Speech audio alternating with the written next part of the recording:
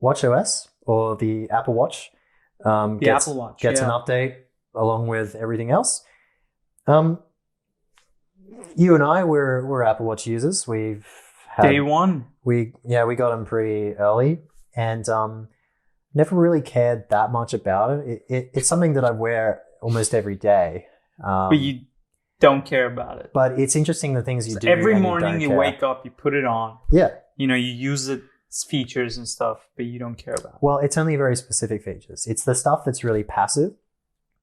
You know, when it tells you, it's notifying you about stuff, whether it's just plain old notifications, or it's time to stand. God, what else does it do? Time to breathe. Time itself. Time is passing. Weather. Yeah, it's all that. Like, you want to glance at your watch and like get information out of it, but not really interact with it. Mm-hmm. And so all the things that they've added by way of apps over the years, it's kind of like you very quickly work out, especially with the ones we got at the start, like that the app experience has never been that satisfying. It's very slow. And you kind of like, it was very you feel slow, like you're wasting your time. You just pick up your phone. But the new models are good. So yeah, I'm told the new models are fast.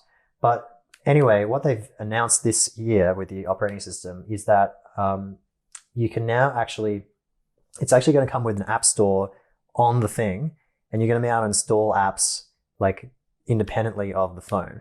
Yeah. So previously, if a developer wanted to make a watch app, and let's say it was the best watch app and had all this stuff in it, and it was great, they would have to make an iOS app on even iPhone if it did nothing. that just does nothing. Yep. And that was the only way to like get it onto the device. Yeah. And I think probably that caused problems with people's first impressions, perhaps.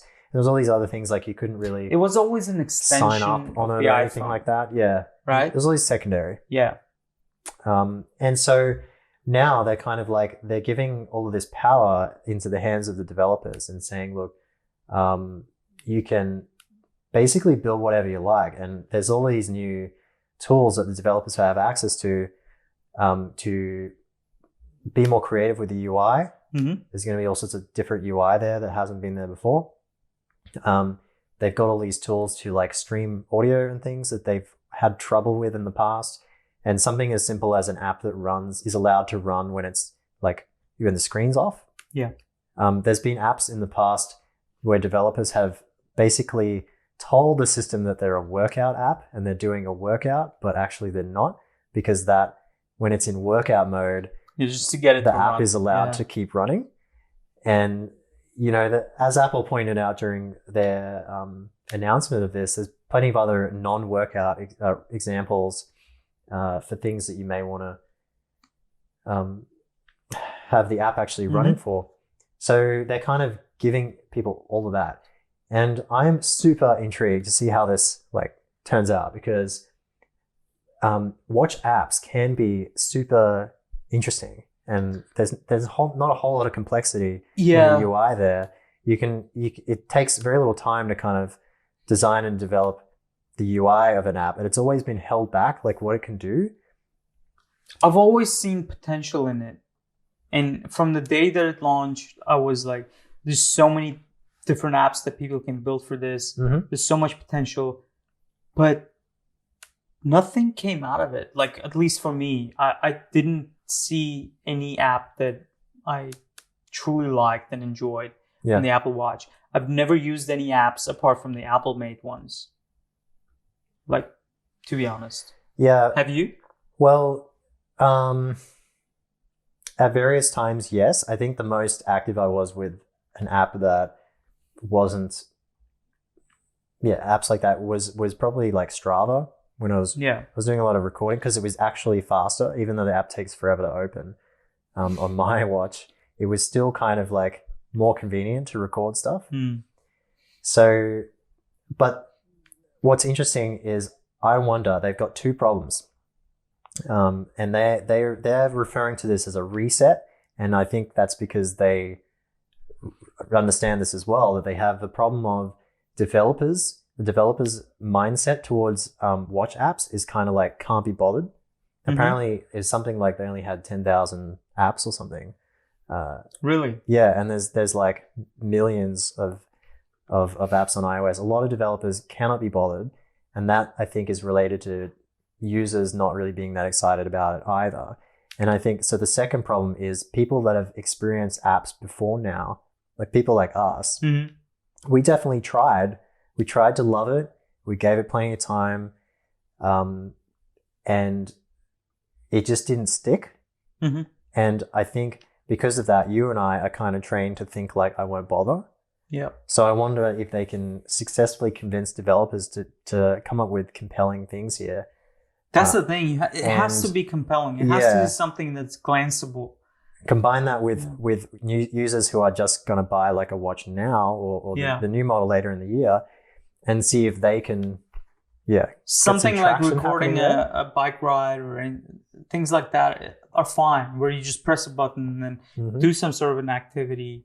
I use it to set a timer. I use it to timers. see how active I am during the day. Yeah.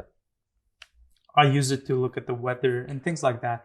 Things that are very glanceable, like 1 second interactions. Yeah. You don't really want to do that, when you're with people. You don't want to keep looking at your watch and interacting with it. And talking is always awkward.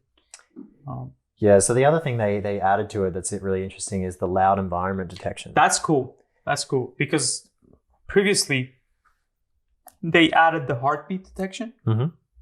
So if your heart is beating faster than normal, I guess, it just vibrates and gives you a notification, and you know that something's wrong. This is similar. So if you're in a really loud environment, it's just going to let you know. And one of the things interesting about that is, like, when you hear about hearing loss experts talk about this stuff, it strikes me that like the threshold for doing damage is way lower than the people actually realize. And we should all be wearing like earplugs when we go to loud places, and instead we're like turning up our so AirPods. You're recommending like the next time I go to a gig, like a stadium show, that I wear earplugs? Well, you probably should do that anyway. But I'm paying a lot of money to see the band. Yeah. You can actually get, like, you don't want to get the crappy like foam ones that would just make everything sound crap. There's ones that try and do a good job. No, I totally understand what you're saying, and I totally understand the concerns about like the sound level. It's just related to health, really, like letting you know, hey, but I think that the number, this is loud enough to do damage to you. Which this is my opinion. The number one contributor to that is you playing music in your headphones too loudly. Yeah. And that's something that the Apple Watch cannot track. Right? It can only track like the environment that you were in. You know what? I think it can do both. They haven't talked about this, but here's an idea, Apple. Like, let people know when they're turned up the headphones to compensate for the loud environment. Perhaps warning about that. Yeah. They used to have limits on that, or they still do have limits where you couldn't turn the volume up. I think it was the iPod. You can set a limit.